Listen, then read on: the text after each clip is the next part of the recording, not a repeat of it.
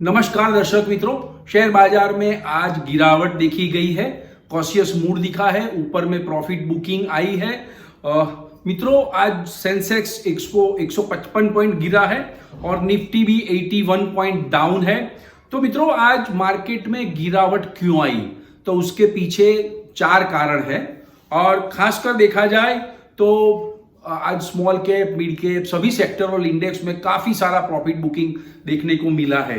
तो आगे वाले दिनों में मार्केट का ट्रेंड कैसा रहेगा और मार्केट के पीछे क्या है, गिरावट के पीछे क्या है, आज देखा जाए तो निवेशकों की जो मूड़ी है उसमें 6 लाख करोड़ का धोवाण हो चुका है, यानी डूब गई है। तो मित्रों, आगे वाले दिनों में मार्केट का ट्रेंड कैसा रहेगा, ये भी बहुत इंपॉर्टेंट क्वेश्चन है और टेक्निकल लेवल्स भी मैं देने वाला हूं। तो आज ये वीडियो है वो आप अंत तक देखिएगा। मित्रों, इन्वेस्टिंग ए टू जेड में आपका स्वागत है। मैं भरत पंचाल। सबसे पहले सेंसेक्स और निफ्टी की मूवमेंट पे नजर डालते हैं।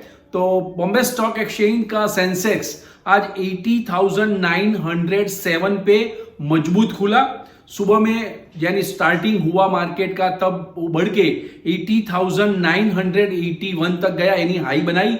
उसके बाद जो मुनाफा वसूली स्टार्ट हुई तो नीचे में 80,481 का लो बनाया और ट्रेडिंग सेशन के अंत में 80,641.07 पे क्लोज आया है, जो कल के मुकाबले 155.77 पर बंद रहा, माइनस बंद रहा। 155.77 माइनस में क्लोजिंग आया है। नेशनल स्टॉक एक्सचेंज का निफ्टी इंडेक्स आज 24,500 पे खुला, जो मजबूत खुला कल के मुकाबले। सुबह में 24,509 का हाई बनाया और उसके बाद 24,331 की लो बनाई और उसके बाद ट्रेडिंग सेशन के अंत में 24,379.60 पे क्लोज रहा है, यानी 24,379.60 पे क्लोज आया है, जो कल के मुकाबले 81.55 माइनस में क्लोजिंग है। तो मित्रों, 9 दिन की तेजी के बाद अमेरिकी स्टॉक मार्केट में डाउ जोन्स कल 98 पॉइंट गिरा था और नेस्डेक भी 133 पॉइंट गिरा था। तो आज फ्यूचर भी माइनस में चल रहा है, डाउ जोन्स का फ्यूचर भी माइनस में ट्रेड कर रहा है, लेकिन ग्लोबल संकेत भी काफी पॉजिटिव नहीं थे। एशियन मार्केट पॉजिटिव थे, लेकिन यूरोपियन स्टॉक मार्केट माइनस में थे। इसीलिए भारतीय बाजार में आज प्रॉफिट बुकिंग देखा गया है। खासकर आज पीएसयू बैंक जो है उसका इंडेक्स 5% गिरा है और रियलिटी इंडेक्स भी 3% गिरा है।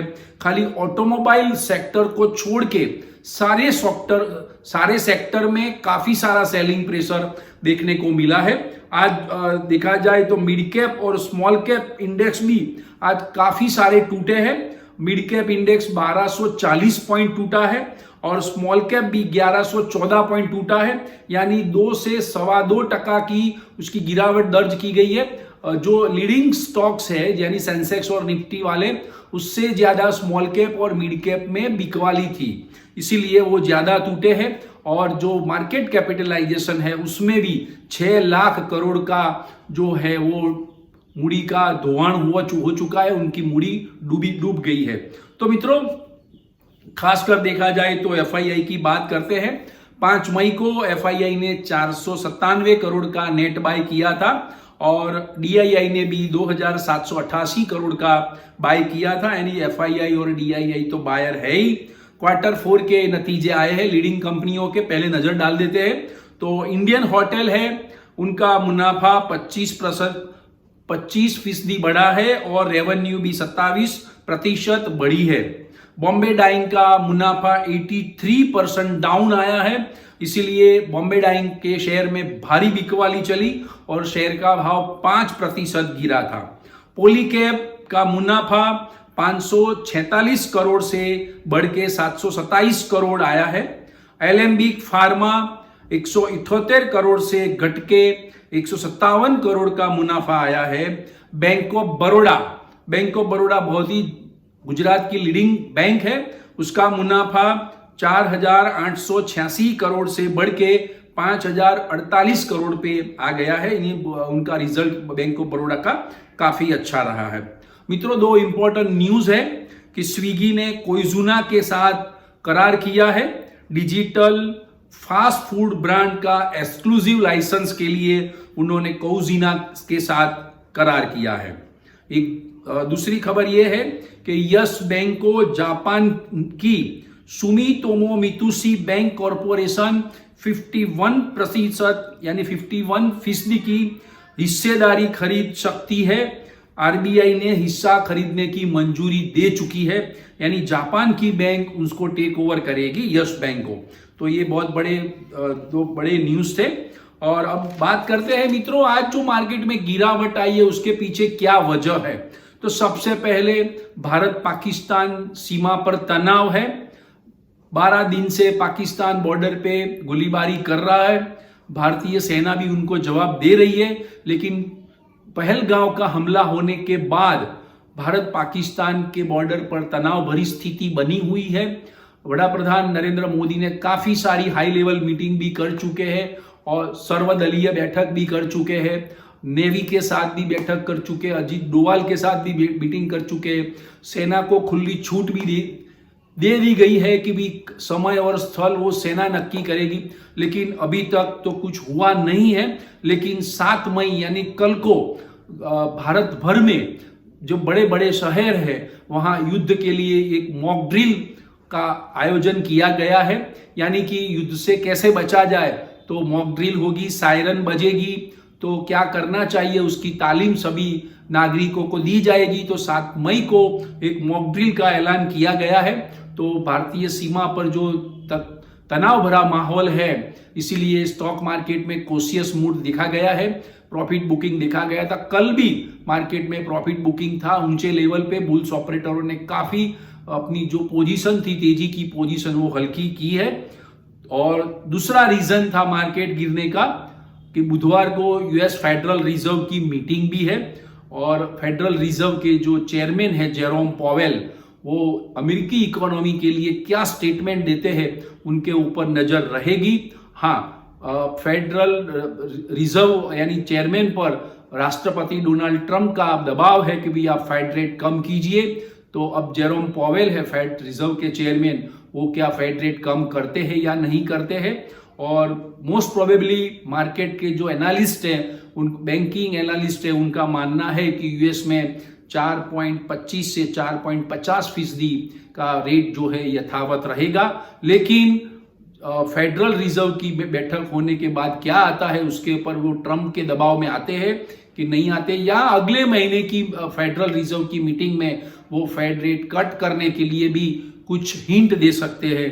तो ये फेडरल रिजर्व की मीटिंग आगे वाले दिन में है बुधवार को।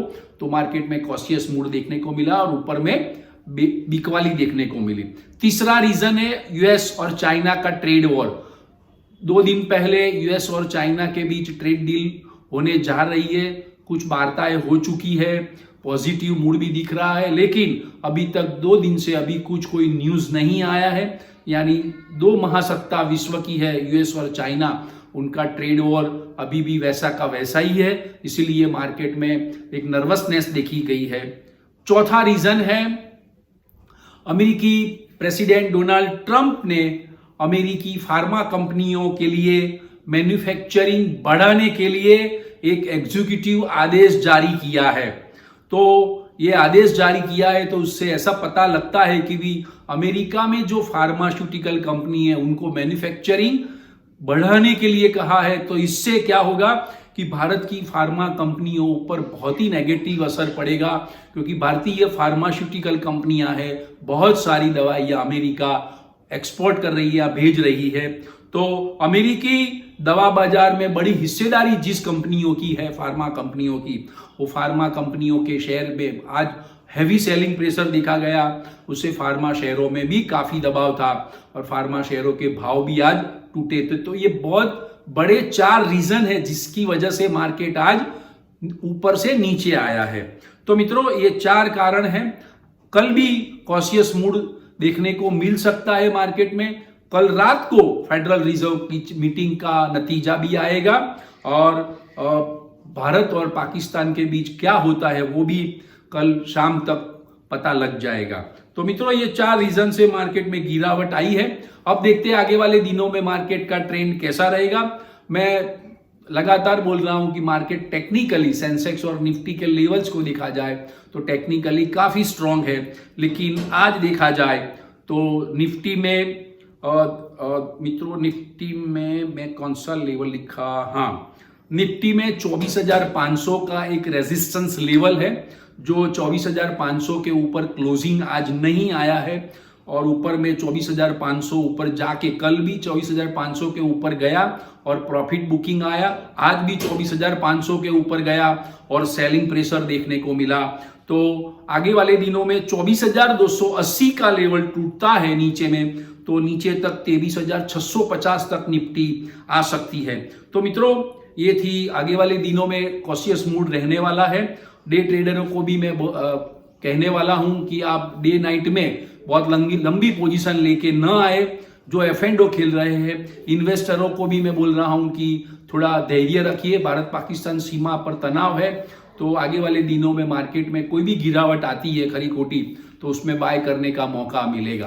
तो मित्रों आज के वीडियो की इंफॉर्मेशन है वो आपको पसंद आई है तो आप लाइक्स कीजिए, शेयर करिए, कमेंट्स करिए और सब्सक्राइब कीजिए। Thank you very much.